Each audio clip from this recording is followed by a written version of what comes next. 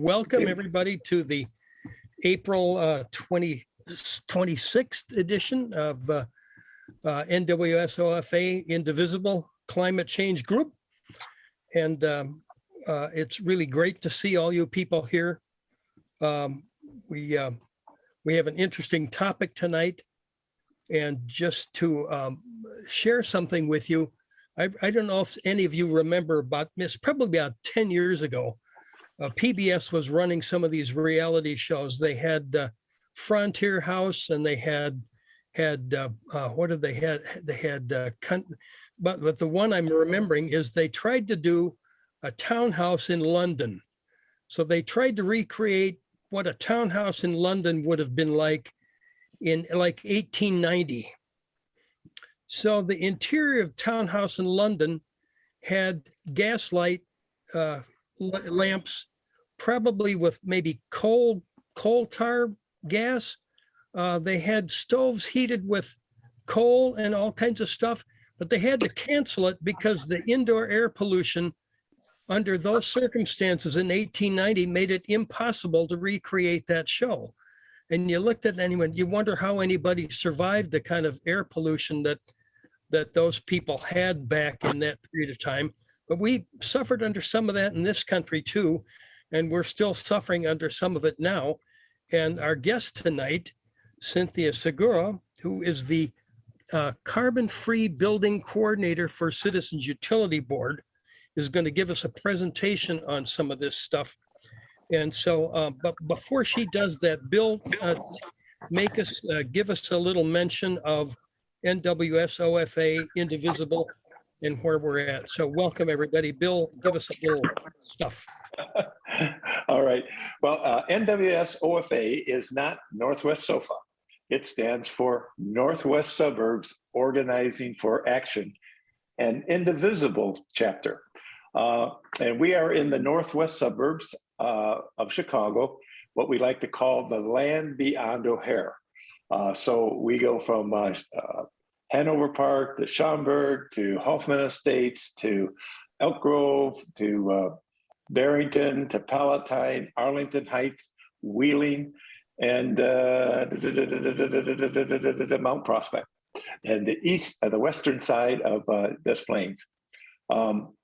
We like to brag about the fact that we have 5,000 members, and that always sounds great until I tell you that there's over 600,000 voters that live in that area. So we are a strong, progressive organization. We were one of the first Organizing for Action chapters under when Barack Obama and Michelle Obama started Organizing for Action right after the start of their second term. About 3 years ago, when OFA was merged into All on the Line with Eric Holder to fight gerrymandering, we didn't have a whole lot to do here in Illinois. So we basically joined Indivisible, which mirrored a lot of our progressive values, and we thought that was a perfect mix. What was so cool about that is OFA had 248 chapters across the country. Indivisible has 6,500.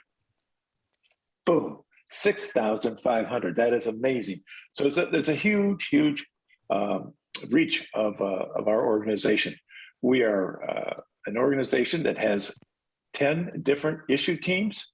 Mark is the head of the climate change issue team and has been for about 3 years now. And he comes with a great pedigree.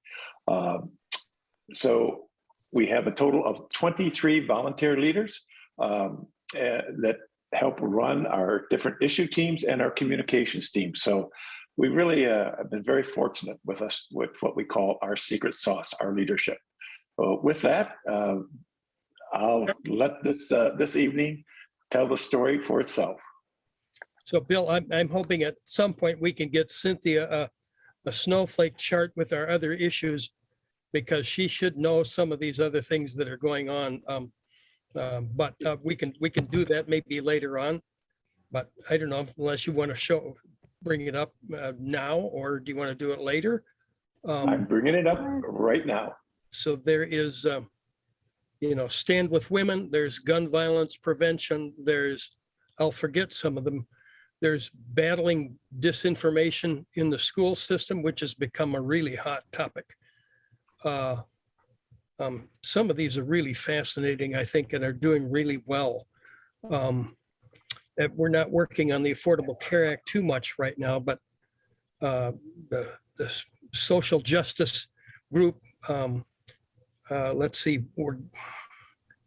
there's some of the fiscal and financial is just an amazing one, which points out the fact that the Biden administration and the economy are going great guns, but it doesn't get reported. But they've got the facts. Mark, the double snowflake chart is up now. Yep. So I'm Okay. hoping you can see that. So, but anyway, Cynthia, I hope you'll come back and take a look at some of those. You might want to get involved in some of that stuff too. But anyway, you already are with what you're doing. So, but Cynthia is a recent grad from University of Illinois. Somehow she managed to get in through COVID, and she graduated in 2020. But Cynthia, tell us about what your major was, and then tell us a little bit about CUB, and give us your presentation. So thanks again for coming on. Yeah, absolutely. I'll actually go ahead and share my slides and then start my introduction there. Okay, you guys should be able to see that, but if not, let me know. Looking great. Awesome. Okay. Like Mark said, my name is Cynthia Sigura. I work at Citizens Utility Board, but a little bit about me. I did graduate in 2020 from the University of Illinois at Urbana-Champaign, and I studied natural resources and environmental science. So I did come from an environmental background.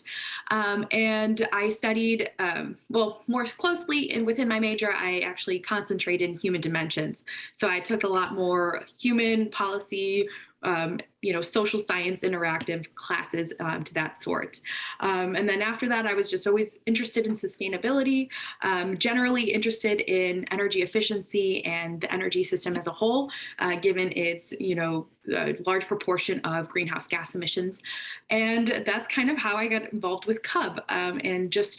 First I found out about CUB through their outreach work. And now I'm deep in this outreach work, starting organizing on building decarbonization, which leads me to my role as a carbon-free buildings coordinator. Simply means that we're really trying to ramp up outreach on building decarbonization. So I'll give a bit about CUB in the next slide there, but for a bit of context, we do have about a 7-person outreach team, and we do outreach statewide on energy-related, utility-related concerns, which I will talk about. But building decarbonization is a topic that's really gaining traction within the state. And this is due to a multitude of factors and arguments that I'll talk about in later slides. But within, this revamp of building decarbonization, it's really important that we start to educate consumers about what it is and what it means for them and their bills and our climate and their health. So I'm very excited to have this conversation today. And I'll also mention that this conversation is almost not like a test drive, but kind of, I've given this presentation maybe a little bit less than a handful of times, but it is always helpful to kind of understand what people's main concerns are with building decarbonization.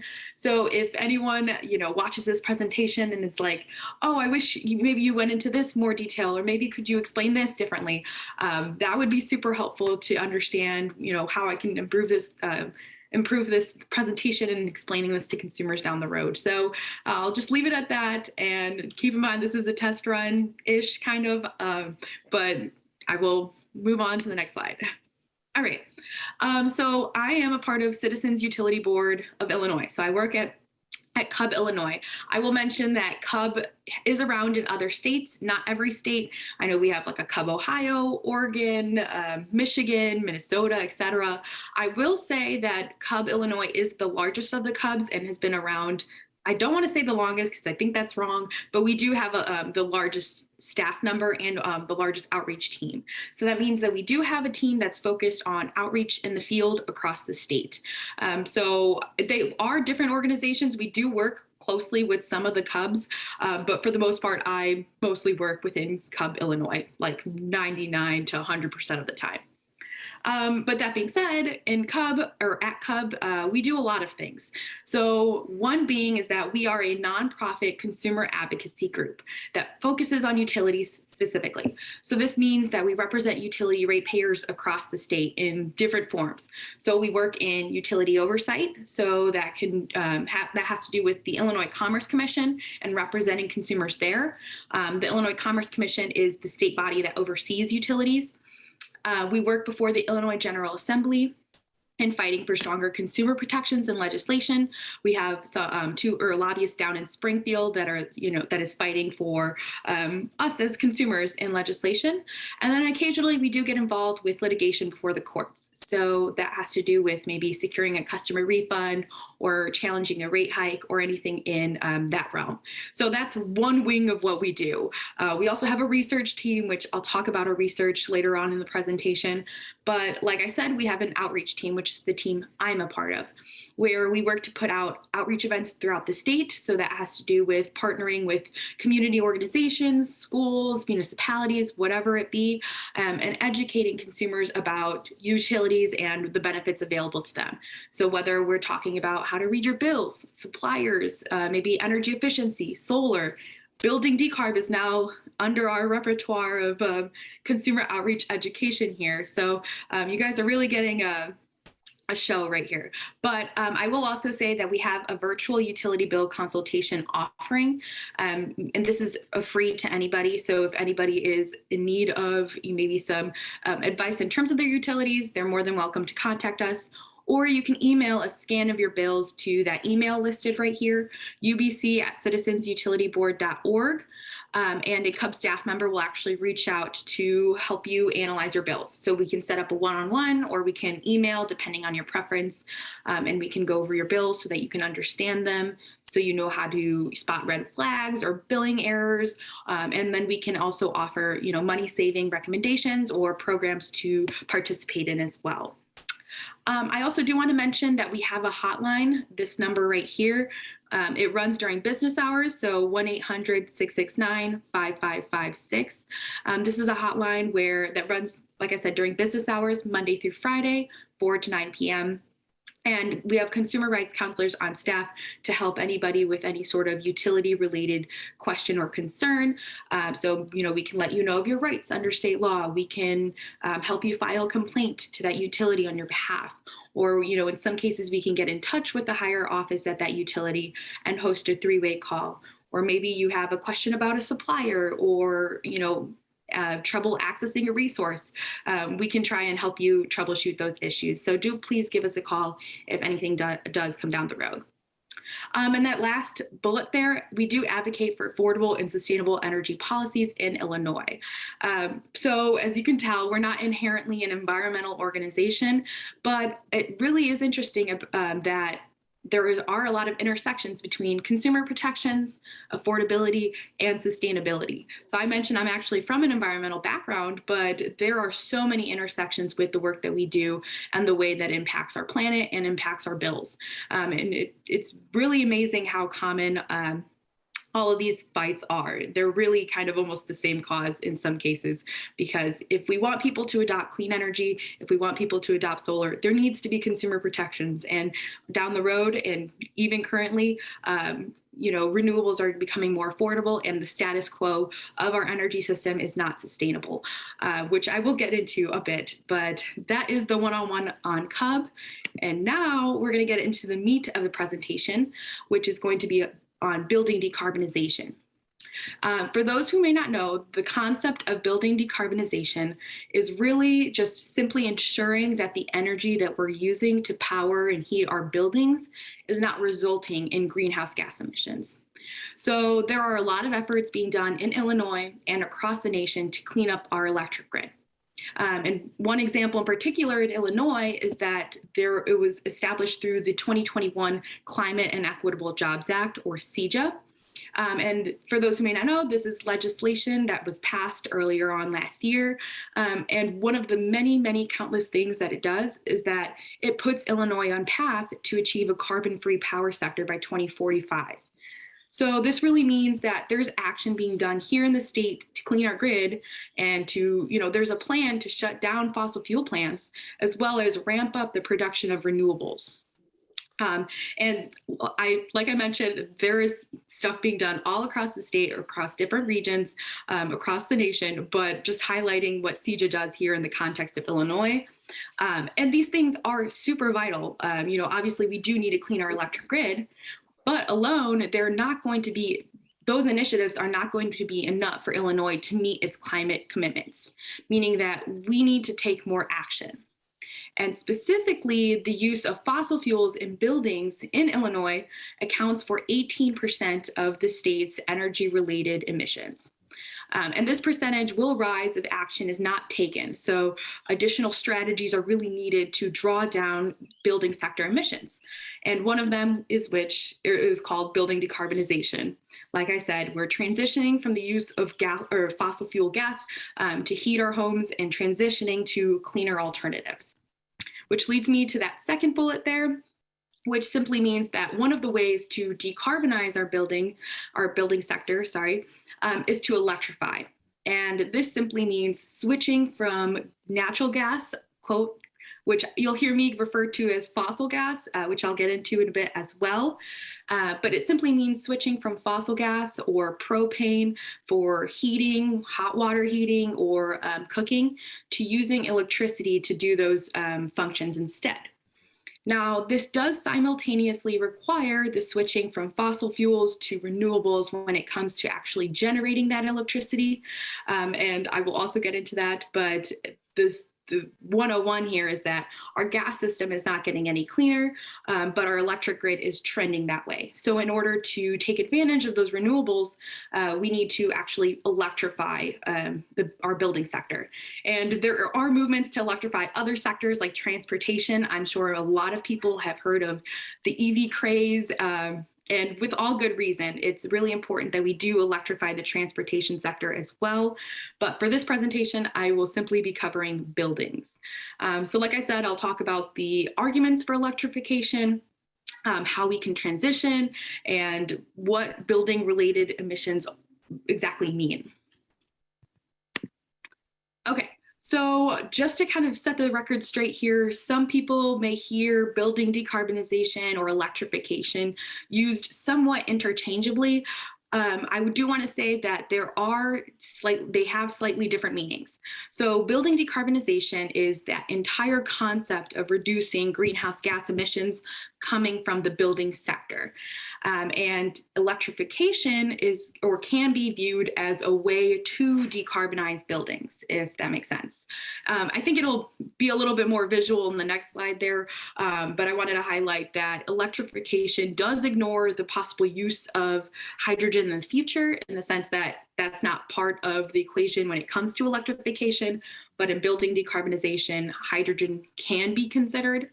And I don't want to get too much into the whole hydrogen debate, but given the solution or the availability of solutions to electrify our buildings, high cost solutions like hydrogen can have a more limited use for consumers when it comes to a carbon-free future. Okay, so hopefully this is a little bit easier to explain in terms of what building decarbonization versus electrifying means. But building decarbonization is the entire concept of, decarbonizing our buildings. So that involves more than just electrification, whereas electrification is kind of like this piece to the puzzle, the bigger puzzle, I should say. But building decarbonization, it requires a lot more than just electrification. I will very much in depth talk and almost always or almost only talk about electrification in the entire presentation because this is a relatively new topic. But if people need resources or information on energy efficiency, on renewable generation or load management or what we call demand response, CUB serves as a really great resource on that. We have great fact sheets on everything here. Or you could always ask me, you could always reach out to me. My email is at the end of the presentation. I can also put it in the chat as well. But just to kind of sum it up here, building decarbonization really needs to integrate all of these different initiatives to lower building emissions. So before, electrifying, it makes sense to, to make sure that your home is energy efficient. So if you're using an electric heat source, you want to make sure that, you go through the weather stripping and the insulation, so you're not releasing or wasting as much energy.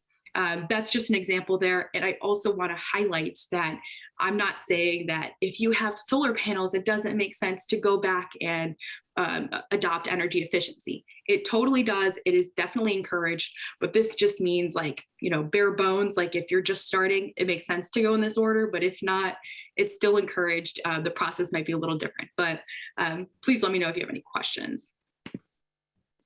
Okay, so what do building emissions mean? How are buildings emitting greenhouse gases? Well, to sum it up, there are 3 different types of emissions that come from the building sector. So that first one is on the right. It's called embodied carbon. And this has to do with the building materials associated with actually creating buildings. So this is going to be more important in areas where there's a lot of new construction happening. Since this is associated with actually building buildings.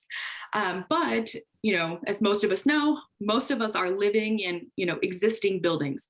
So this is where operating emissions is going to be more important. So you can see those 2 broken down on the left. There's direct and indirect. So indirect emissions have to do with the emissions associated with the electricity that we're consuming in buildings. So this means I'm using an LED light bulb, but that electricity that light bulb is using is generated elsewhere. And then we have direct emissions, and these are very underlooked when it comes to building emissions as a whole. And this is where a lot of research is up and coming in terms of what are direct building emissions and how they're impacting our health, affordability, and the climate. And just as a bit of background, this is the direct building emissions that is related to the fossil fuels that we are combusting in our own home in our buildings. So that primarily means space heating, water heating, and cooking or clothes drying. And in Illinois, 18% of our energy-related emissions come from this direct building emissions sector.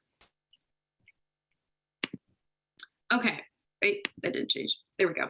Okay, so also as a bit of context as to why it matters here in the Midwest and in Illinois is that, we are really fossil gas heavy here.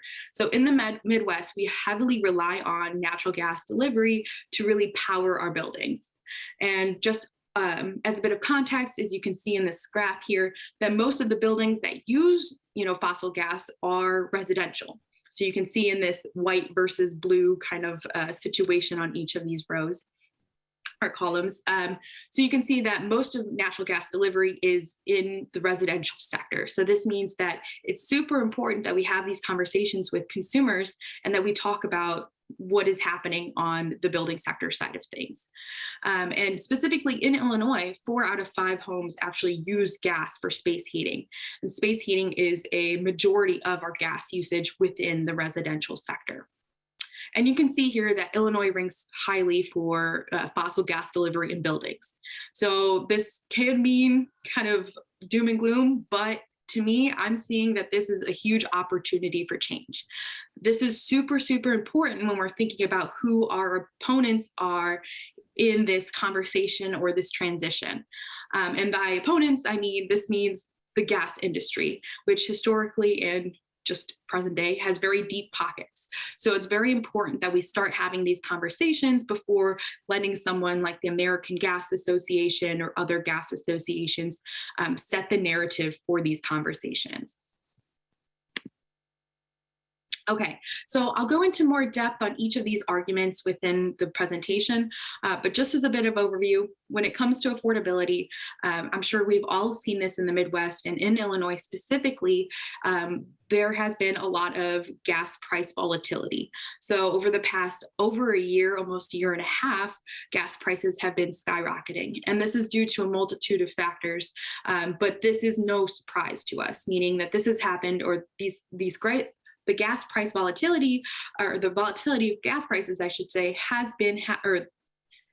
is not new, and this is something that has been happening for decades. And then also in terms of affordability, the entire concept of building decarbonization is really to first and foremost promote energy efficiency, meaning that it's really important that you weatherize your home, you insulate your home. That way you're not wasting as much energy when it comes to space heating, regardless of whether you're electrified or whether you're using an electric heat source or not. Just across the board, that's super important. And when it comes to energy efficiency, there are so many benefits, but first and foremost, you yourself are using less energy, you're paying for less energy. And you're putting less strain on the grid, but we'll talk about that in the next argument as well. The second argument there is climate. So first, decreasing fossil fuel combustion. So like I said, we're promoting energy efficiency within the concept of building decarbonization, but also with the concept of electrification, it really involves taking advantage of the increased renewables on the power grid. So going from our gas system, which is not a renewable source, to transitioning to electricity, which is growing, or we're starting to ramp up renewables within the state, or we have been for decades, but another story. The last argument there is health. So that involves improving indoor and outdoor air quality. If you want to scare yourself, or you'll hear it on later in the presentation, there's some really scary research that is just coming to light on the indoor air pollution impacts from combusting fossil fuels within our buildings. And outdoor air pollution is a little bit more studied and regulated than indoor air pollution, I will add. Okay, so starting with affordability and talking about gas price volatility, the gas industry in the US has this very familiar refrain that gas is reliable and it's a affordable, fuel. They go on to claim that as a result, gas-powered heating is essential to energy security and the reliability of our energy system. In reality, gas prices, as you can see in this graph, are historically more volatile than electricity prices. And, in Illinois, we've seen this firsthand. We've seen this volatility of gas prices this winter and beyond, or even last winter. Gas prices next month are expected to be at almost or over $1 per therm, therm being the unit of energy billed for gas, for fossil gas. Now, those prices are going to be the highest, and we still have really high prices right now, but those prices next month will be the highest they have been in decades.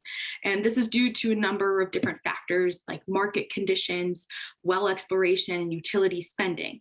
But like I mentioned, these are not new concepts to us, and this has been happening for decades. And this volatility really exacerbates households' energy burdens when it comes to prices spiking, particularly for low-income communities. And it's going to threaten, and it does currently threaten, the ability of these households across the nation to maintain safe, healthy, and comfortable homes. Specifically in the winter, obviously in the summer, not as much of a problem, although people obviously need cooking or gas for their gas for the stove range, or hot water heating. But in the winter, it poses a health and safety concern as well when it comes to actually being able to heat our homes. So I'm going to kind of highlight the work in Chicago, specifically on People's Gas, and I'll explain why this is related to NICOR gas and the suburbs as well. But bear with me here. This first bullet is actually applicable across the board. So in 2013, the Illinois General Assembly passed legislation that allows gas utilities to essentially sidestep the regulatory process when it comes to paying for safety improvements on their gas infrastructure. So typically they file a rate hike, and then there are, companies like CUB that intervene and basically tell these companies to justify this rate hike. But basically under this legislation, gas utilities were allowed, or still are allowed, to raise rates automatically through a collected fee under our bills. So if you look at your gas bill, it will say qualified infrastructure plant charge. Now that is the charge that goes to make safety improvements on the gas infrastructure, which sounds in theory needed. But the problem is that a lot of gas companies have used this legislation to go on a spending spree and basically use this surcharge along with rate hikes that have rapidly led to rising heating bills in recent years. And this goes without saying, obviously, health and safety fixes are needed, but there's a way to do it without misspending and putting consumers at risk in terms of energy burden and the amounts that they spend on their energy bills. So People's Gas specifically is notorious for their pipeline replacement program. This is a program that originally started with a $2.6 billion budget, but since its 2015 state ordered audit, their projected price tag for the program actually quadrupled to $11 billion, and they expect to take an additional 2 decades to complete. And so this is because they're actually overhauling their entire system. So the gas infrastructure in Chicago is extremely old, hence the overhauling of the entire system. But given this heating affordability crisis in Chicago, the economics of electrifying is super evident. But I do want to highlight that it is still evident in other parts of the state serviced by different gas utilities as well. So like I mentioned, gas prices are still volatile regardless of that infrastructure spending charge. And you'll see in later slides that these major improvements in our gas infrastructure don't actually service our climate goals. And I want to add that, you'll see this in I think like 2 more slides, that the People's Gas qualified infrastructure plant charge is very high, especially if you're comparing it to a NICOR gas qualified infrastructure plant charge. Now, this simply means that per person, People's Gas is just paying, or their customers are paying a lot more. But I will add that regardless of how much you pay for your NICOR gas qualified infrastructure plant charge, it might seem like a lot less. But if you're looking over the entire rate base of NICOR gas, that's still millions and millions and millions of dollars that are being poured into the gas infrastructure. Gas infrastructure that we're advocating to, be transitioned, or the usage of that system to be transitioned to electricity, which I'll get into the investments part of that as well. Just wanted to highlight here that the qualified infrastructure plant charge, along with other charges on the People's Gas bills and just the market conditions and the supply price for gas, has really led to an affordability crisis in the city of Chicago and beyond the city of Chicago. But I just wanted to highlight some of this information here. I will skip past it since I know not a lot of people, or I think I might be the only person on this call actively that is from Chicago. So I will pass on there. Just wanted to highlight here that, like I mentioned, there is a gas affordability crisis in Chicago, and this household bill, for example, is almost $44 in fixed charges before even taking into account the usage of gas. So that has to do with the customer charge, which is more for like administrative fees of running the infrastructure and billing and all of that, and then the qualified infrastructure plant charge. So this means that even before taking into account the usage of gas within that household, that bill was almost $44. So you can see that this really adds up, especially when it is month to month. And this is a lot of money that's being invested in the infrastructure itself. Okay, wanted to highlight here the research that is being done by CUB. CUB also has a research team. I kind of mentioned that in the introduction. It's one of our many wings here.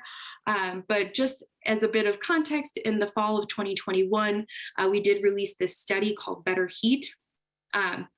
So CUB basically evaluated the costs and the benefits associated with replacing fossil gas with electric heat pumps under a variety of different conditions. And then I'll highlight that across all different scenarios under that study, heat pumps will pay for themselves in as little as 3 years and in no more than 11 years, while continuing to compile savings down the road as long as they're in operation. So like I said, Cub's research team actually found that households that cut the pipe or, switch from natural gas to heat pumps would actually enjoy or see lifetime savings ranging from $24,000 plus to $47,000 plus. And this is in the context specifically within the city of Chicago. And like I said, the economics specifically in Chicago makes sense, but it does make sense in other places in the state as well. But I'm just highlighting some of the work we did in Chicago as it's relevant to electrification and heat pumps.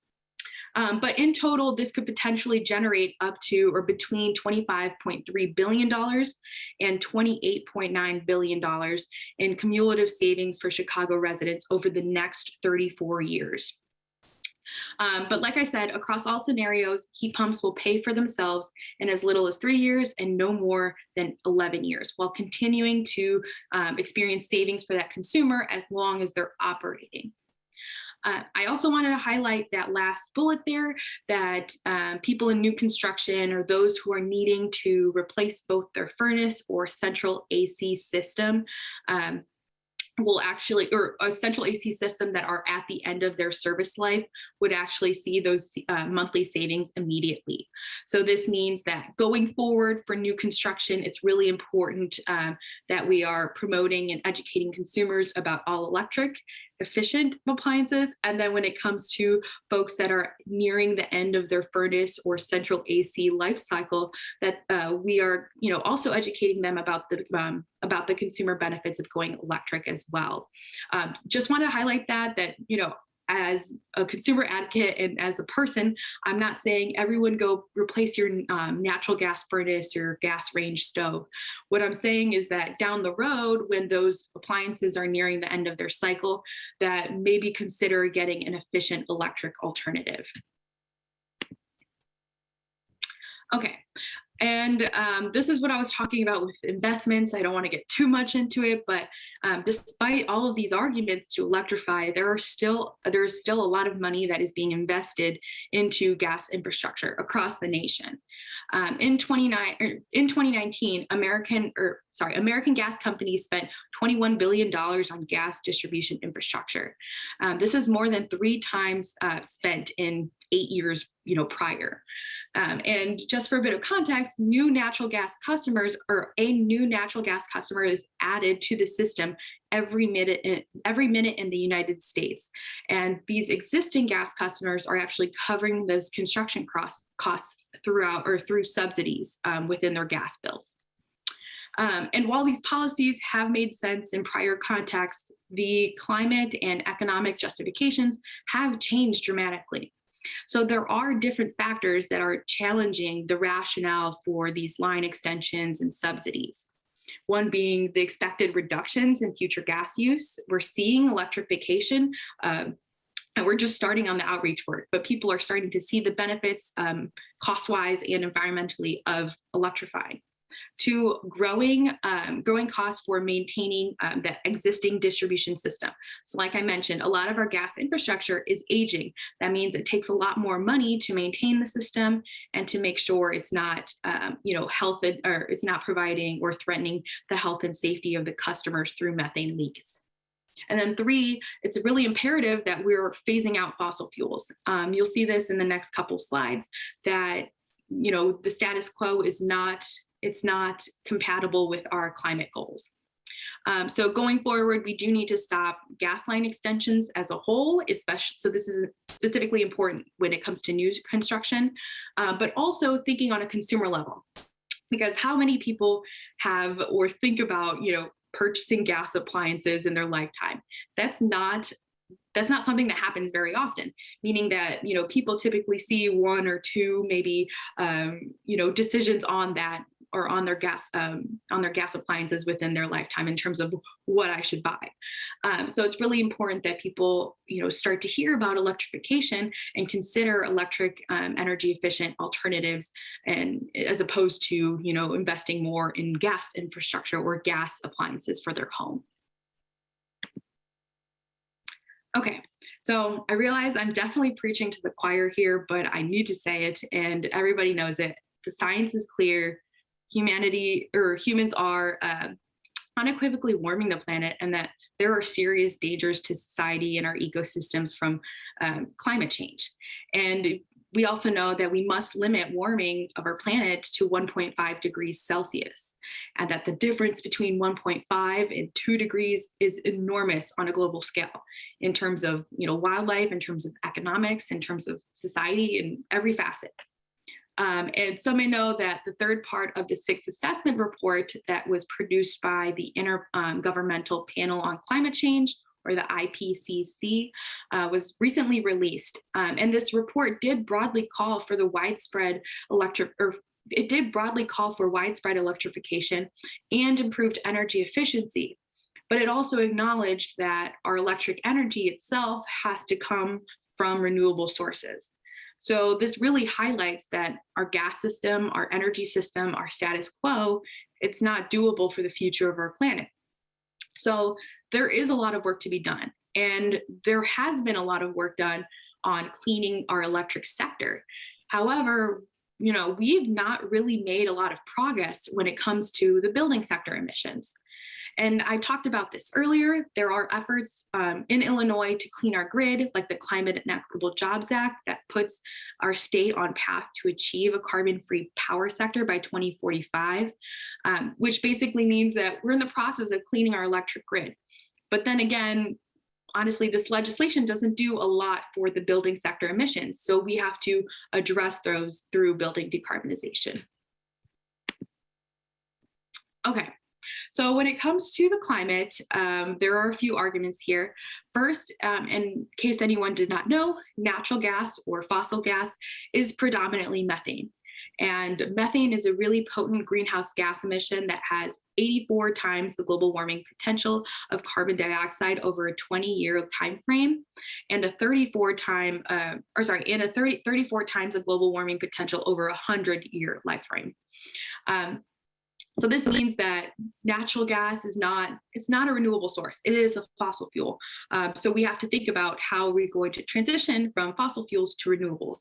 And this is definitely playing a huge part of the equation. And then beyond the emissions part of it, there are, the drilling and extraction of fossil gas wells, and its transportation and pipelines also presents an environmental issue. So when it comes to the transportation, like I mentioned, a lot of gas infrastructure is aging, which can lead to the leakage of methane gas, which is dangerous for people, it's dangerous for the environment. And then also well and drilling activities disturb people, they disturb wildlife, and they disturb water resources. So it's super important to think about how natural gas goes beyond just the emissions, but how are we extracting and obtaining that energy? Also wanted to highlight here, because this actually surprised me, the burning of fossil gas is actually the second largest source of carbon pollution after oil. And this is in the US. This information is from the Energy Information Administration. So it's super important to look at, how that's ranking and what is that trend going to be down the road. Okay, so when this chart, there is a lot going on, I will say, but it's comparing the carbon dioxide emissions over the lifetime of an appliance per that installation year. And it's looking at gas equipment, it's looking at propane equipment, and it's looking at heat pump equipment. And the heat pump scenarios are depending on what the situation looked like. This is prior to the Climate and Equitable Jobs Act passing, but had our goals remained the same under FEJA, had they remained or had they been different under a different part of CEJA, I should say, called the Clean Energy Jobs Act, which I won't get into. But the top line here is that our gas infrastructure and generation is not getting any cleaner, meaning that over time, we will still be emitting the same amount of carbon per BTU, which is a unit of fossil gas, and so on. Meaning that you install gas equipment in your home to heat your home, and it's going to be emitting the same level of carbon dioxide over its lifetime. Whereas if you install a heat pump that uses electricity in your home, you're going to see those emissions associated with the generation of that heat pump actually reduce because the grid is getting cleaner. So you can be sitting there and thinking, well, we still have a dirty electric grid. And that's somewhat true, but it's trending in the right direction. And we have these goals and we have a plan, and Illinois, the Climate and Equitable Jobs Act sets us on that. And then also as a bit of background, in 2017, I did also mention this earlier, that direct emissions from from burning fossil fuels in buildings actually accounts for 18% of energy-related emissions in Illinois. Gas and propane furnaces have a lifetime of approximately 20 years. So that means that by fossil fuel burning appliances that are installed now, those will continue to generate carbon emissions well past 2030, regardless of how clean the electric grid becomes, because it's not tapping into that energy source. So this is just to say that when you go electric, by default, by being connected to the electric grid, the emissions associated with that appliance is getting cleaner over time. Okay, so moving on to the health side of things. Like I mentioned, this is quite new and scary. So there are new studies that are coming out about the impacts of gas appliances on indoor air pollution, specifically on gas stove ranges, but which I will touch on. Like I also mentioned, outdoor air pollution is a little bit more studied and regulated within the state, generally speaking. However, these impacts on indoor air pollution are really just kind of coming to light here. And if you kind of want to scare yourself, I guess, there's some scary research out there published by the Rocky Mountain Institute, by Sierra Club, and Physicians for Social Responsibility. But when it comes to indoor air quality, it's often sometimes worse than outdoor air quality. So outdoor air quality is regulated by the Environmental Protection Agency, the EPA. However, indoor air quality is actually not regulated. And this is super important because we actually spend up to 90% of our time indoors. And I'm pretty sure that figure was taken pre-COVID, so I'm sure it's only gone up by a lot, actually. But some pollutants that are associated with the fossil fuel combustion in our homes can include carbon monoxide, carbon dioxide, and particulate matter, amongst others. But research from Rocky Mountain Institute shows that homes with gas stoves have 50 to 400% higher levels of carbon dioxide, of nitrogen dioxide, emissions than homes with electric stoves.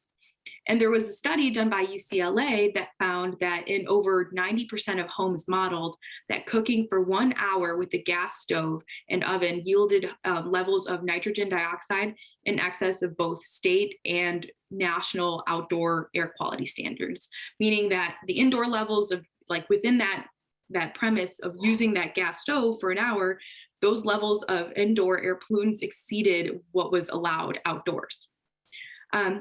And this poses an even more or higher risk in terms of low-income households. There are several factors that can contribute to those being to higher nitrogen dioxide levels in those homes, like maybe smaller units, maybe more people per household, older homes, inadequate ventilation, or possibly using a stove or an oven for supplemental heating, which is not recommended. Just want to throw that out there, but or higher exposure to outdoor air pollutants as well. And all of these lead to respiratory health issues down the road. So this is very doom and gloom, but I just have to include this in here because it's part of the argument. And in this slide here, you can see this map. This is a map that was produced by Rocky Mountain Institute and Harvard School of Public Health. And this is a map that depicts outdoor air pollution health impacts. So I was mostly talking about indoor air pollution on that last slide. This is simply talking about outdoor air pollution. And this is represented in early deaths and costs from burning fossil fuels. So that includes gas, oil, biomass, and wood. And this is specifically within residential and commercial buildings. So what they found is that looking at the past 10 years, the negative health impacts of burning gas, wood, and biomass in buildings has actually surpassed the health impacts of coal generation in many states. So 10 years ago, coal was the dominant health harm in terms of stationary sources. And now gas, among other combusting fuels, are actually up there. And the top line is that we have to stop burning fossil fuels for our health, and that swapping one pollutant to another is not a viable source or solution. Apologies. Okay, this is more of a rhetorical question, but given all of the concerns about climate, health, and affordability, is now really the time to pour more money, ratepayer money, into our natural gas system?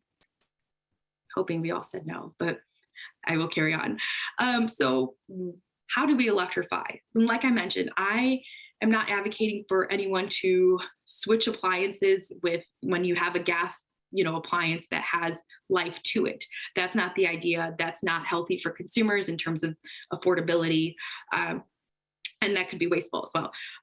I just want to start the conversation going, and we want to start educating consumers about this transition, about how do we electrify. And maybe down the road, if your gas furnace or your gas stove is nearing the end of its life cycle, then maybe you consider an electric efficient alternative. And when I say, how do we electrify? The answer is heat pump, heat pump, heat pump. So this is because heat pump technology is a really great way to perform space heating in our residential buildings, right? So a majority of, or the most common uses of natural gas in buildings are for space heating, water heating, clothes drying, and cooking, with a majority of all of those taken in within space heating. And the air source heat pump, the cold climate heat pump, is a great alternative to a gas furnace and air conditioning, meaning that instead of both of those systems, the heat pump does both. This is a cold climate, or also known as variable speed heat pump, which I'll explain a little bit more about the technology on the next slide there. But yeah, what are heat pumps? What does that mean? Well, heat pumps are not actually new technology. They've been around for a while, and you're probably familiar with some of the similar technology. So like your AC, that has a heat pump. Your refrigerator, it uses similar technology, except modern day cold climate heat pumps are extremely different than past day heat pumps that really just, used to maybe blow cold air at you in the winter or something. There have been a ton of technological advancements that have been made in order to, for people experiencing or using heat pumps to have their homes feel more comfortable and to see more energy and money savings as well. Okay, so explaining a bit about heat pumps, I'll do this quickly, but please let me know if you have any questions. So what happens is that there's an indoor unit here and an outdoor portion here, or sorry, indoor, outdoor. And if you can see, there are coils that are operating right here, and there's a tube that runs throughout the entire system. Now within this tube, there is actually something called a refrigerant, and it has a super low boiling point. So this means that it does not take a lot of energy for this refrigerant to convert into a vapor and a liquid, and vice versa. And there's energy created within transferring one phase to another. So let's pretend it's winter outside. So what happens is that there are these coils and there's the refrigerant.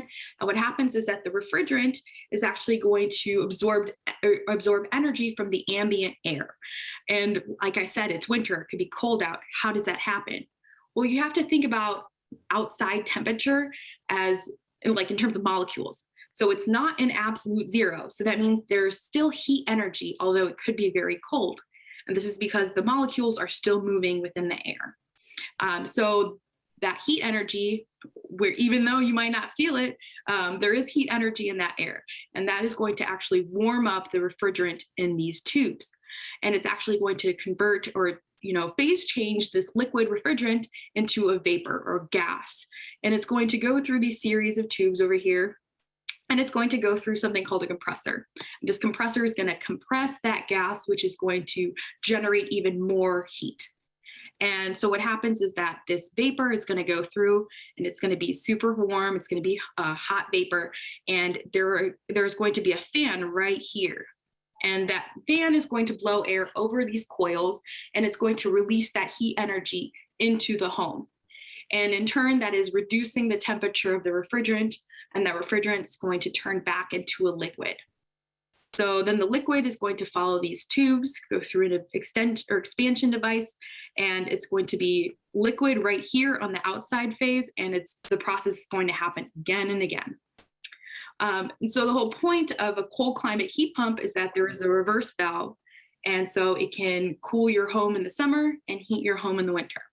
So let's say in the summer, heat from the air indoors is going to be absorbed through the indoor coils, and the refrigerant in the outdoor coils is going to release that heat into the air. So it's going to, basically take heat from inside your home and release it outdoors, similar to your AC unit. And then when it comes to the wintertime, that heat is going to be absorbed by the refrigerant outdoors, and that refrigerant the refrigerant in the indoor coils right here is going to release that heat in your home. So I hope that makes sense. It kind of did for me because I'm a visual learner, but let me know if not, I can kind of go over it again. But like I mentioned, air source heat pumps are going to be vital when it comes to electrifying our space heating within Illinois and in the Midwest more generally. So there have been a lot of advancements made toward this technology that have made it a lot more efficient and a lot more comfortable for consumers in terms of just like the comfortability in your home, I should say. So it's a great alternative to if you need to purchase or make that investment in gas appliances to space heat. Think about, maybe investing in electric alternatives. And that was an air source heat pump. So that's for space heating, but a similar technology, meaning like the heat pump technology, is applied to clothes drying, to water heating as well. And it's also super efficient. So I do see some comments in the chat. Should we do heat pump water heaters and clothes dryers feed the central AC heat pump? Okay. I've actually gotten this question a lot. So this is a good to go back on here.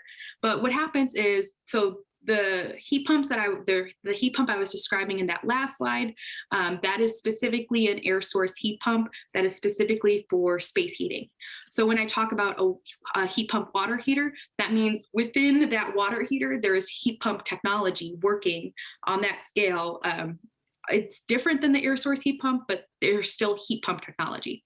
When I say heat pump technology, that just simply means that with the heat pump, it's so efficient because it's not generating heat energy, but rather it's taking it from one place and it's throwing it to another, which is why the technology is so efficient.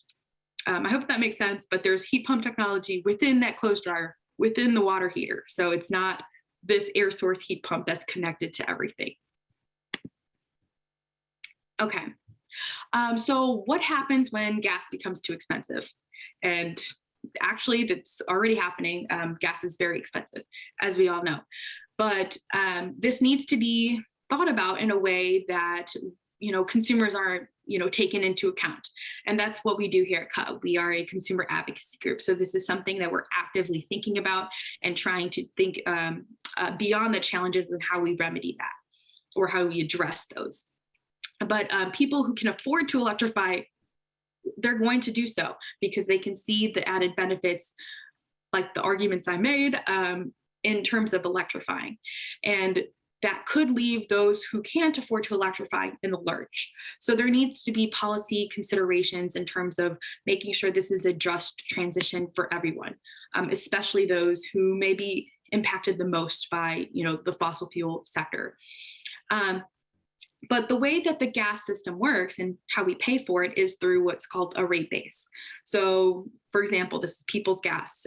We have our rate base. So all of these people are paying into the infrastructure. They're paying into how the infrastructure is improved, those safety improvements, as well as how it operates just daily. And so who's left paying for that gas system when people start electrifying? Because when you cut the pipe or electrify altogether, that means you would no longer receive that gas bill. Or ideally, if you, are able to electrify all of the gas end uses within your home. And so what happens is that when you're disconnected from gas service, you're not a ratepayer for gas. That means that there are less people paying into this gas system, which leaves people in the lurch. So we obviously at CUB, we support people's decisions to electrify, and we encourage it and actually encourage you to let us know about your experience if you do.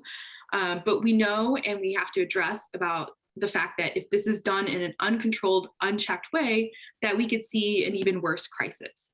So this is something that's on the forefront of our minds, and this is something that we're thinking about as consumer advocates. There are also other concerns when it comes to electrification or challenges that we see down the road. One we were actually talking about before the meeting even started is the contractor workforce. How do we connect consumers with contractors that have experience and work with cold climate heat pumps? Because this is a somewhat revamped technology within Illinois. So it's really important that we start to think about these solutions, and we start to understand and know how to connect consumers with resources on this. So this is something that CUB is also, amongst other advocates, there are a ton of other advocates and organizations working within the space, but this is something that we're trying to combat as well. And I know Build Back Better was supposed to have some contractor incubator provisions in there. Not really sure on the status of that, but wanted to throw that out there. But like I said, or if I didn't say it, I'm saying it now, the problem is not insurmountable. So we need to get ready. It's important that we have these conversations and that we're educating consumers about building decarbonization and electrification. And it requires a lot of active work, which is something that CUB, amongst other advocates, do. So just by listening to this presentation and just by understanding or knowing some of what I said, not even all of it, you're helping contribute to this transition that we're trying to do here. But the solution down the road, I mean, there's a ton. So it starts with new buildings, new constructions, making sure that we're not allowing for gas extension services, or at least putting more rules on that. It also starts with market transformation. So education. How are we telling people about these electric alternatives? How are we going to make sure that these resources are available to people? How are we going to make sure that there are programs available to people? There's also building codes. I don't want to get too much into it, just kind of throwing this out here for folks that I know that could be interested in this. I will mention that the Climate and Equitable Jobs Act does allow electrification to be under the energy efficiency programs that utilities claim and their savings claimed. And there are provisions that basically require that at least 25% of those electrification savings come from income qualified consumers. So this means that, you know, utilities can start to offer electrification saving or electrification programs and measures for their consumers. And we're not sure on exactly when this is going to be implemented. This is starting, you know, we're in the process of that implementation process. But this means that there are provisions to make sure that income qualified customers are serviced by those benefits as well. Okay, I want to end on a happy note because I hear that, you know, common criticism can be, well, what do I do now? Like, I'm not, because there is no, like I mentioned, I'm not advocating for anyone to switch appliances when there's still a life cycle within theirs. But I just really wanted to kind of take a step back here and really highlight that building decarbonization needs all of these factors. It needs energy efficiency, which is our low-hanging fruit. We love that. It's efficient, it's cheap, and it's a great climate solution. It needs, like I said, electrification, which is more of a heavy lift. It needs renewable energy, which we've been talking about for decades. So these are not completely new concepts. And then it needs load management or demand response, which is basically shifting our electricity usage to create less strain on the electric grid. And like I mentioned, CUB Illinois, CUB in general, has really great fact sheets and guides on this within the context of Illinois. I'm talking about, so please head out to our website if you're interested in reading about any single one of these, or my email's in the next slide here. You can always jot it down, send me an email. I'm always happy to talk with people, but just really wanted to highlight that this is a holistic approach here, that all of this matters within the end game here. So, and with that, here is my last slide. Please feel free to email me if you don't have any questions now, or if they come down the road, or call the CUB hotline if you have questions about anything utility related. But yeah, thank you so much for listening, and very excited about this work. So thank you all for having me. Well, Cynthia, thanks for coming on. This is a bunch of stuff, a bunch of things to think about. A lot. I know I've got a gas stove that I need to replace. It's better than the one I had that had pilot lights running all the time. And I'm 74 years old. When I was growing up in the Quad Cities, we had a coal furnace that my dad used to have. The coal truck would come up and they would put coal down a chute and it would go into a coal-fired furnace that fed a boiler that did radiators. But my dad would have to go down there and pull the clinkers out every once in a while and all of that. Then we moved into a house that had a gas furnace, which was better. But interesting, I still remember the sulfur smell of the coal. And at least we're not doing that so much anymore, I hope. But you do think about indoor air pollution. And thanks for all of this. I think we got some questions in the chat. Oh, yeah. Some people might be unmuted. I hear a bunch of noise, but let's look at the chat. People, do you have questions? Well, Cynthia, let me just start by saying thank you very much for a very effective presentation. You covered a lot of ground in an hour. Just a couple of quick comments. One, I've actually had a personal experience where recently our gas dryer died, and we actually did use it as an opportunity to buy an electric one. Well, what's the differential between just a straight up electrical dryer versus a heat pump based? Yeah, absolutely. Dryer? So electric systems for like heating, whether it's the actual electric baseboard heating or resistance heating, it's actually generating electricity or generating heat. And with heat pump technology, that's different because heat pumps are not necessarily generating that heat. They're actually, taking that heat energy from one place and they're putting it in another. So it makes that technology a little bit more efficient. Not to say that all electric, non-heat pump technology is inefficient or bad. Just heat pump technology specifically has been really revamped in the past, decade or so with its technological advancements. Yeah, and I'll just tell you that we're actually in the middle of replacing a oven range combination for my wife's mother-in-law's house, and we went to Apt, and I tried to encourage her to consider an electric equivalent. And boy, that Apt salesman really swung into high gear and said, well, why would you want to buy that? Can't you look around the floor here? 90% of what people are buying is gas. And he just really did all he could to kind of dissuade her from buying anything electric. Right. No, absolutely. And like I mentioned, that's part of the challenge there is that we need to find a contractor workforce that has experience and understands the heat pump technology and can make that available for consumers. So that's a great point. And the last comment I'll make, and I'll ask you more from a club perspective, is I attended an EV conference not too long ago, and the question came up about older homes having 60 amp service being not very well positioned by being able to put in 100 amp service and all that would cost in terms of new lines coming into the home and stuff. Given the position, as you covered very well, about funding of natural gas infrastructure, are there any upcoming provisions to help people deal with increasing their electrical service to their homes and providing any kind of rate relief rather than having them put the entire bill? No, that's a great question. So in ComEd service territory right now, there is a space heating rate. So if you use electricity to space heat, there is a lower rate for those folks. But in terms of that cost of upgrading that electrical service, there is nothing to my knowledge right now. So that's a really great point, and that does serve as an obstacle, especially for older homes.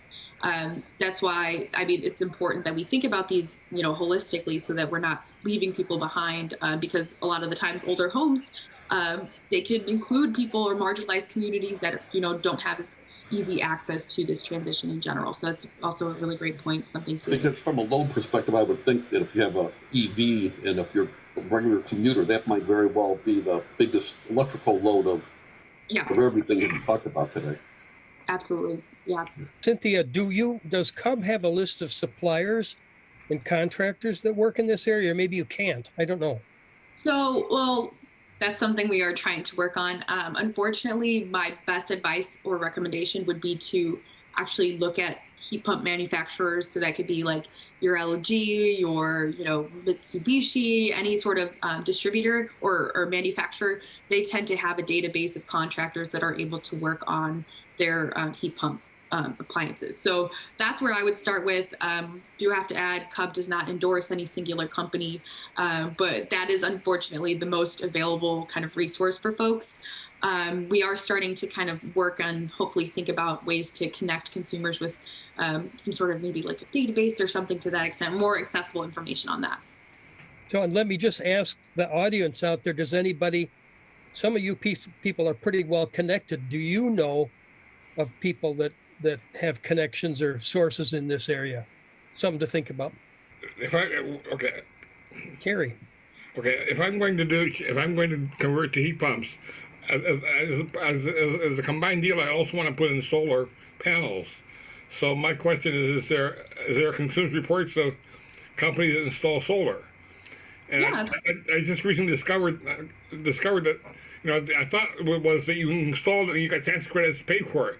Since I'm retired, I can't get the tax credits.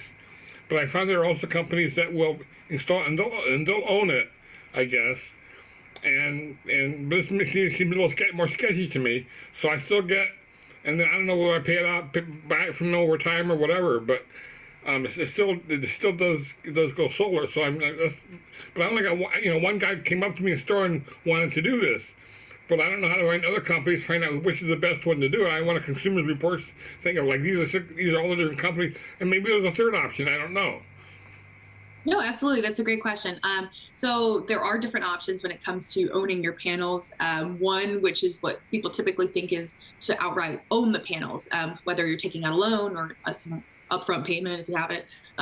And while this typically tends to be the most lucrative for consumers long term, like super long term, there are options that make solar panels more accessible to people called leases or power purchase agreements.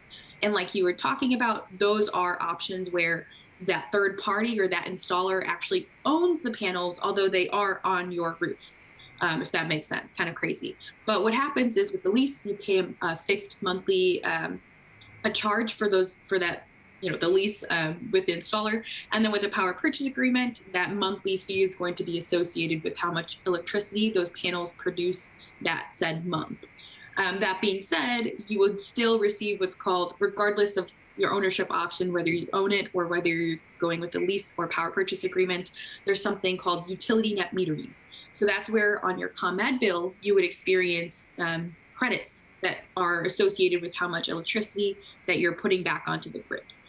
So you would receive credits on your ComEd bill, they would go down, and then you would have an additional, whether power purchase agreement or lease payment. But it's important to check the terms of each of those, or whichever one. If you're kind of confused on that still, CUB has some really great resources, and we are actually in the process of putting together a guide to going solar. I will actually link we have a guide, or it's called a Guide to Going Green, which highlights some of our solar information as well as energy efficiency. So I will actually put that in the chat right now. So I see Bill is raising his hand, and I've got a couple comments too. So Bill, go ahead. Yeah, on previous presentations over the years, I remember, I believe it was one of the CUB presentations was talking about variable purchasing of electricity at variable rates. Most of us have a consistent rate that we buy our electricity on, but evidently, if you do sign up for a variable rate, there are certain times during the morning or at night where you can get power for pennies on the dollar versus regular. So here's my question.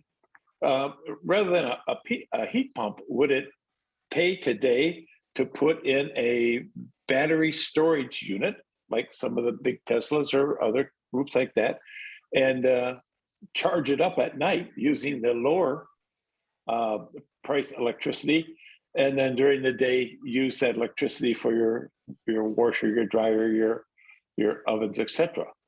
yeah, So no, that's a smart question. And basically, when it comes to battery technology is still super, super expensive. So it might not make sense for the average consumer, given that regardless if you have a battery or not, you're most likely going to be grid tied. So just throwing that out there, but also that is a possibility.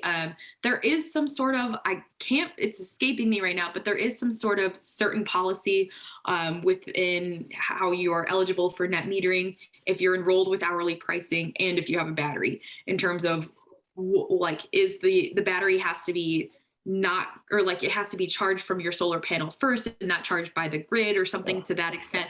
There is something tricky like that. And someone has asked me that before, and I have looked into it, but it's so intricate that I have actually forgotten about it. So if anyone is more interested or really wants an answer, send me an email and I will dig up that email that's from forever ago and I will get that to you. So Carrie has his hand up again. Do any of these heat pumps for the furnaces, can any of them be installed now as a straight heat pump to the outside air, and then later on, when we save up a little more money, be adapted to be geothermal? Or do you have to do that? So there is a difference. So there is air source heat pumps, which is what I was talking about. Those are electricity generated. And there is something called a ground source heat pump. So that's very much like your geothermal system. Those are completely different. If you went with one and decided to transition to another, that's not a simple switch. That's a whole system switch. Yeah. So I was hoping you just install the pipes later on and switch. I wish it was that simple, but I don't think it is, unfortunately. At this point, geothermal would be very expensive to put in, right?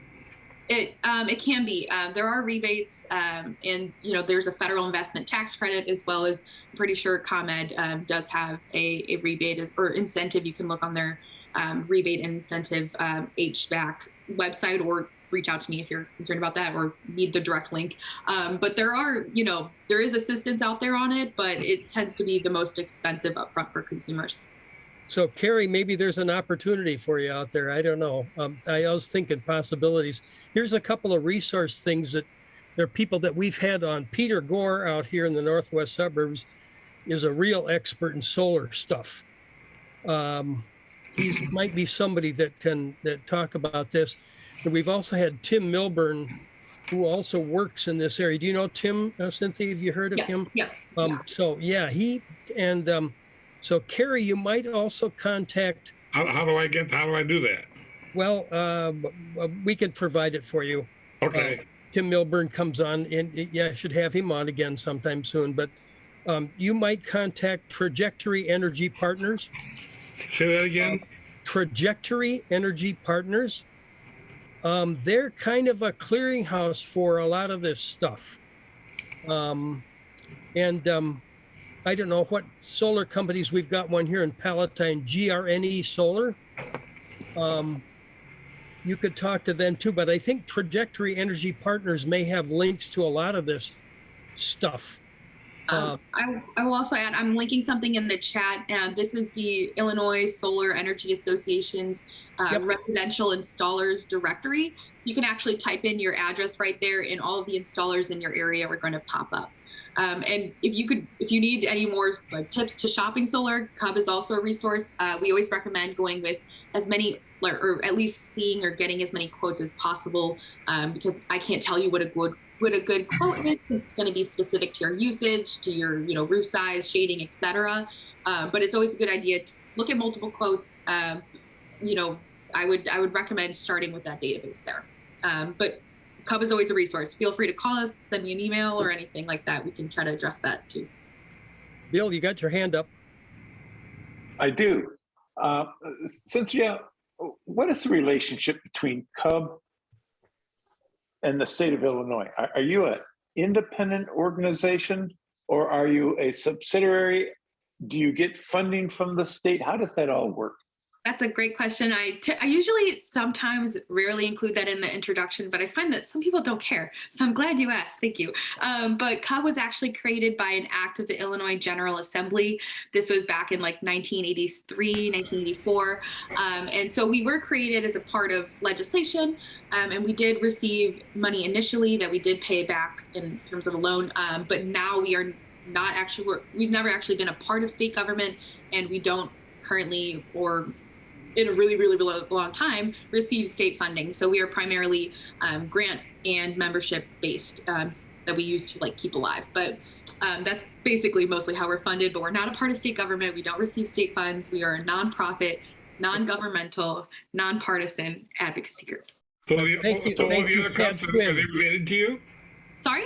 So all the other Cubs, are they related to you, or were they created in their states independently? I'm pretty sure it's different for each Cub. Some Cubs are still a part of state government. Some Cubs are not. So it depends, but we're not a part of state government. So the Cub is put in there by citizens referendum due to Pat Quinn. Thank you, Pat Quinn, because the utility commission was being run by a bunch of, big mucky mucks who didn't listen to the people. So Pat Quinn got this in there, and we have him to thank for Cub, and it's a great organization. Anyway. So Cynthia, I had a second part to that question.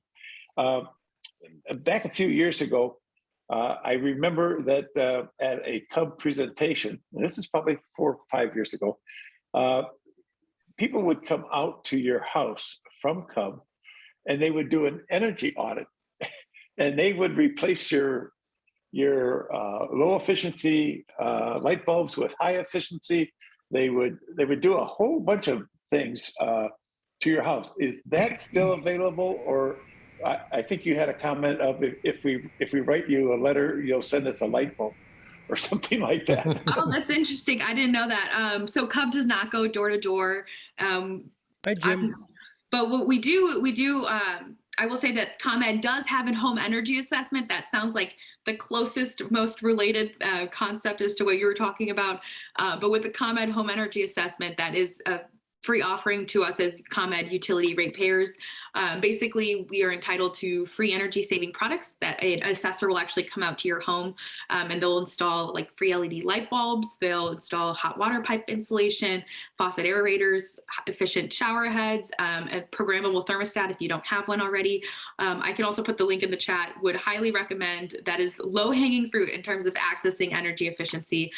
So it's not income qualified. It's not, you basically just need a utility ComEd account. If you are a renter, that's another story. You have to talk to your property manager, but please do reach out if you have questions about that. I found your question very creative before about the battery question that you raised earlier. You know what you might want to consider, Bill, if you're really serious, is just buy a Ford F-150. They'll probably never figure out what's going on if you just charge it at night and then if call your house during the day. And then if you do have an electric vehicle, this feels like the place to say it. You should enroll with hourly pricing or demand response. That is the program that Bill is talking about, where you're basically paying a market rate. So traditional utility customers are paying a flat rate no matter what time they're using that electricity, but with hourly pricing, you're actually paying a market rate. So if you have an electric vehicle, you could charge it overnight when the prices are super low. Very rarely, but sometimes it happens where the prices will hit negative. Throwing that out there. So if you have an EV, please consider enrolling with a utilities dynamic pricing program. But for ComEd, is that a true market rate? I'm hearing some feedback. I'm sorry. We'll get Is that a true market rate? No. Is that a true market? Is that a true market rate like in Texas where it went up to hundreds of dollars per term? I mean, or is it just a fixed rate that varies day and night? Because I wouldn't want to get stuck with that. So conditions in Illinois are different, and especially with gas, with that incident in Texas, that's exactly kind of why we're experiencing high gas prices now, is that, with that cold snap in Texas that happened last February, that actually froze a lot of natural gas wells, and it impacted the supply of natural gas and the transportation of it. And that was right in the midst of winter when demand was very high as well. So that's why we saw skyrocketing prices, and they have just not given us a break. But when it comes to hourly pricing, that's completely different. Since it's electricity there. But the idea there is that we've actually found that a lot of consumers who participate in hourly pricing, regardless of if they change their behavior to use electricity during non-peak times, they still experience savings through that program. I'll say the savings are not guaranteed, but it's typical that people will see that. And you'll get a monthly progress report on how much you're saving and how much energy you're saving through the program as well. Hourly pricing is super cool. I'll say, so it could be the market price could be more expensive during peak times, but the idea is that during most of the day, during non-peak times, the price you're paying, the hourly pricing rate is a lot lower than that traditional flat rate. So that's my little spiel there. I can go on, but I'll spare you guys. Yeah, Mike, I think I would need 3 or 4 of those 150s. Just make sure if you ever get audited, you pull your truck out of the driveway, they'll never figure out what's going on and where you hid your battery. I did get a question in the chat. Does CUB have how-to resource or documents for converting solar to heat pump technology? Or to solar or to heat pump technology. I did put this in the chat. Our guide to going green is a good place to start. It doesn't talk about building decarbonization or heat pump technology. I will say that we are working, I'm working with our, a lot of people at CUB are working with our communications team to actually put out a building decarbonization guide. It's looking like it'll come out in the next few months. It's in the process of being edited right now. So please do check back out, please do come back to the CUB website, keep an eye out for that. Or if you're signed up for our newsletter, we'll probably receive an email about that. So keep an eye out. But we do have solar information on our website. Like I said, we're also working on a guide to going solar, which is specifically on all things solar. But a lot of that information is already still on our website. So a good place to start is citizensutilityboard.org. Or you can call our hotline and we can send you stuff as well. So I think I saw Jim McGrath came on, and Jeff Cressman has raised his hand. Jeff, you need to unmute yourself. Yeah. Hi, Cynthia, I got a question. So I was having a discussion with a friend the other day about electric vehicles, and I said, yeah, I'm going to get one in within a few years and do my thing for the environment and for my energy bills and all that. And he said, yeah, but electric vehicles are not really a solution to helping the environment, because if you're getting your electricity from non-renewable sources, you're not really accomplishing anything. So my question is this: what percentage of energy generated, let's say in the state of Illinois, is renewable versus non-renewable? So if you go to get an EV, then what, how can you be sure that you're contributing to renewable energy? Yeah.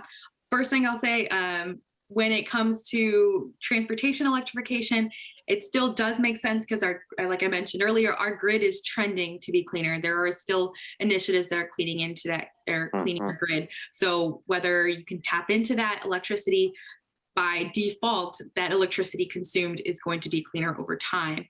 In terms of our electric grid mix, it's super unique in Illinois. We actually rely on a lot of nuclear energy. If I'm not mistaken, almost like 50+% of our electricity mix is nuclear, apologies. And I want to say around 11% is renewables. But we are ramping up. We have a renewable portfolio standard goal, which is, I think it's at 40% renewables by 2040 or 2050, I believe. So we do have goals out there, and we do have programs, one being Illinois Shines and Illinois Solar for All, which all of this is on our website, that help people, like individuals, residents, businesses go solar. But then we also have the Illinois Power Agency in charge of procuring that power from renewables to meet our renewable portfolio standards. So, and you can select your supplier from ComEd. I mean, you can go in and say, I want you to get my energy from this company in Iowa that is purely renewable. So that's a really great point. And at CUB, we always tend to be a little bit weary of alternative suppliers because they have a very long, strong history of overcharging consumers. And although there are a lot of alternative suppliers that may market themselves as clean energy, companies, we always also tend to be wary about those as well. So one thing is, if you do enroll with an alternative supplier that markets themselves as that, we always recommend, one, to check where those renewable energy credits are coming from, and two, what is that price you're paying per kilowatt hour. If it's more than the ComEd rate, it's probably not a good idea. And there are solutions. I'm willing to pay more to get renewable energy. I was just going to say, there's actually a better alternative called community solar, and that's a program that is allowable in the state through this program called Illinois Shines. So what happens with community solar, it's almost similar to alternative suppliers in the sense that there's nothing going on in your home and you're feeding into clean energy. Well, clean energy, quote unquote, depending on the supplier. But with community solar, you're subscribing to electricity that is produced from panels elsewhere located in the utility territory. Now, this is super important when it comes to comparing the environmental impacts of community solar and alternative suppliers. Community solar is always going to be a lot higher up in that hierarchy because with community solar, we know it's developing a new project. We know that that electricity is being produced from panels that are located within the state and that you're contributing to the state renewable energy economy. When it comes with alternative suppliers, there's not a lot of transparency as to where those alternative suppliers are purchasing those renewable energy credits. So it could be from a wind farm or stale renewable energy credit from a really old existing wind generation facility that's located not on our grid. So we just don't know. So that's why it's important to check where those RECs are and how much you're paying, but also really consider community solar. So sorry, spiel done. I got my hand up. I get some of my energy from Nexamp, which has their solar farms up between here and DeKalb, and Trajectory Energy Partners can help line you up with those kinds of facilities. And so, Mike Zanella, you had a question too? Well, I don't want to derail this, Cynthia, but I actually attended. I think it was the head of CUB was on a few months ago. And made a big pitch for community solar, which I actually did subscribe. I'm a Third-Way subscriber. But then I went down a whole rat hole with a very good friend of mine who said that from an accounting standpoint, because it does sound kind of counterintuitive, renewables do cost more today, but yet you get that 10% discount. And the reason you do that is that if you were a company and bought your electricity through community solar, you actually could not legitimately claim that as being carbon free because the way the accounting works under the covers, it is the purchaser of the RECs that enables you to get that 10% discount. So actually in a true accounting sense, it really isn't carbon neutral. It really is very carbon intensive because the credits for it go to the person who provided the RECs that enabled that community solar. Oh, yeah, absolutely. So this doesn't tend to present a huge problem for the average consumer. This is more so businesses that are saying, oh, I'm producing clean energy, because legally you can't claim that, since what happens is through Illinois Shines, that's where the state is purchasing those renewable energy credits. So that state is claiming, or Illinois is claiming them to meet our renewable energy goals. But in turn, you're getting a little bit of that incentive, but you're as a person, as a subscriber to community solar, you cannot claim those renewable energy credits because that's the incentive and that's how you're making a little bit of money off of that. So I'm seeing a hand up. Yeah, question for you. So I'm in Barrington. I've talked to the village several times about putting solar panels on the village buildings, et cetera. And they tell me they can't get a payback because they get their electricity for free. Now, and what I've found is what happens is their electricity use is filtered back to all the residents, and we subsidize it. Yep. So if there was a way to figure out how to pull that out, to let all the residents know we're paying for this electricity, and there's an alternative with solar panels. I mean, is there a way to do that, Cynthia, somehow? That's a really good question. And I know about this because of my last job, funny enough. Actually, you might be familiar with it if you work closely with the village. It's a nonprofit council of governments called the Metropolitan Mayor's Caucus. Yes. They do a lot of work with municipalities. And basically what Jim was explaining here is that the way that this is not specific to Barrington, this is all municipalities within Illinois, or at least as far as I know, this works. Basically, they receive their energy from what's called a franchise agreement. So basically the residents of that municipality pay for the energy that is used at those municipal buildings. So unfortunately, yeah, municipalities don't have a huge incentive to go solar because they don't pay for their own systems. In terms of a solution to that, I actually don't know, but I feel like I can, ask around and maybe connect you with somebody that does know a little bit more. I will put my email in the chat. So please do send me an email. Please do reach out, and I can try my best and see who I can connect you with on that front. Yeah, once I heard that, I went, oh, because I couldn't figure out how they couldn't justify it until they told me, well, we get electricity for free. Oh, now I understand. Yeah, so it's kind of rate-based in the sense that the residents are paying for it, but yeah, I don't know too much as to like the solution on that, unfortunately, but I can dig around and see who would be the best person to ask on that. Thanks. Like 8 or 10 years ago, I went to a presentation where somebody was doing, where some company would come in and install these windmills that are about the size and shape of 50-gallon oil drums, so they're not obtrusive. You can hide them on your roof. Does not have to way up high in the air. It can just be at your roof line. And they work even if trees are nearby. And there was a whole same thing as solar. Back then, solar panels were less efficient. So they claimed it worked as well as solar. And of course, it works at night because anytime if there's a wind at night, it works at night. And again, they had batteries and so on. Have you seen anything? And I looked online. All I can find online is there's this place in China where I can buy 50 of these FOB shipping to me, but that's just the unit. It's not installation of the batteries or anything else. Have you seen anybody doing that in this country? Sorry, it was I think I missed part of that, but it had to do with battery technology, correct? It's windmills, but it's not the windmills that you see where they're, these huge blades out on the countryside. They're windmills, like those things on top of barns that spin around. Usually they're round. Well, they're a little bit bigger than that, so about the size of a 50-gallon oil drum. Cylindrical. But it just spins around, and because of the shape and so on, it makes it much more. So it's not affected by the other blades. They've got to shut them down when the wind gets real strong. These things, you don't have to shut them down when the wind gets real strong. You just leave it there, and it just doesn't generate as much electricity, maybe, but it works, and.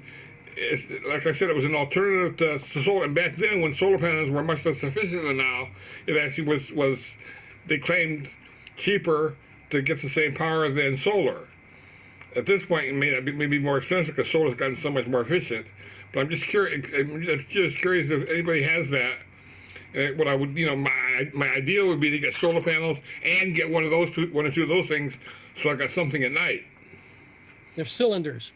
Yeah, the cylinders, the size and shape of a 50-gallon oil drum. You know what a 50-gallon oil drum looks like? Yep. And it spins around, standing up, and it spins around, and it's just it's the oil drum, but they're like slits in the oil drum, so that the wind catches it, makes it spin. And there's a generator inside of that, and everything else is the same, batteries and so on. I don't know, but at the same time, I feel like I have something that kind of answers your question and a little bit of a question that was asked in the chat by Carrie about, community solar. But basically, when you go solar, what happens is they actually size, whether it's a community solar subscription or the rooftop system, they size it to your usage. So they look at your historical usage and they will size your subscription or the panels to your usage. So this means that you'll accumulate credits that roll over from month to month, but they expire once a year in April. Typically April, can be October, but that's more for wind, I believe. For residents with solar, typically in April. This means that it's not typically ideal, and this is if you're connected to the ComEd grid or you're receiving net metering credits, which is a lot of the financial incentive with going solar. So this means that it's not ideal to over-generate a ton of electricity because it expires once a year. So regardless of the size of your usage, it's not ideal to basically over generate just because of that rule if you're receiving net metering credits. And then in terms of what you were saying, so I have energy at night. A vast majority of solar systems are grid tied. That's not to say you can go off grid if you would like to. There's a lot more complicated and a lot more expensive with battery technology, which I assume is probably why you're asking that question and probably why I should stop rambling, but wanted to throw that out there. I don't want to go off grid, but I want to have backup in case the power goes down for an extended period of time. What happens is when a system is grid tied, and you experience an outage, it's basically, well, I guess it depends on if you have a battery and how that's connected. But when you are grid tied, that means that when there is an outage, your system is out completely. I believe that's still if you have a battery, and that's because it has to do with safety concerns for those folks who are working on the electrical lines. Yeah, wanted to throw that out there. So it can be a little bit complicated. If you have more questions on that, please reach out. I can get you more solid information, maybe written down or something if that's more helpful. So Bill suggested maybe it's time to put a halt here. But we can direct questions to Cynthia through the links that she provided. And Mikey Swire, I saw that you were on regarding next month's meeting. Mikey, if you're still on, we want to have a program from the bicycle community, and I'm kind of anxious to hear about what he thinks about e-bikes and so on and so forth. But Mikey, I'll be in touch with you. So, but Cynthia, thank you so much for coming on. This is wonderful. I think we probably could go on for a couple of more hours. So Totally. we need to have you back on. If there's anything, any help that we can help you with, let us know. Please keep in touch. And for those of you who don't contribute to CUB, maybe think of, sending them a donation. And Cynthia, thanks for coming on.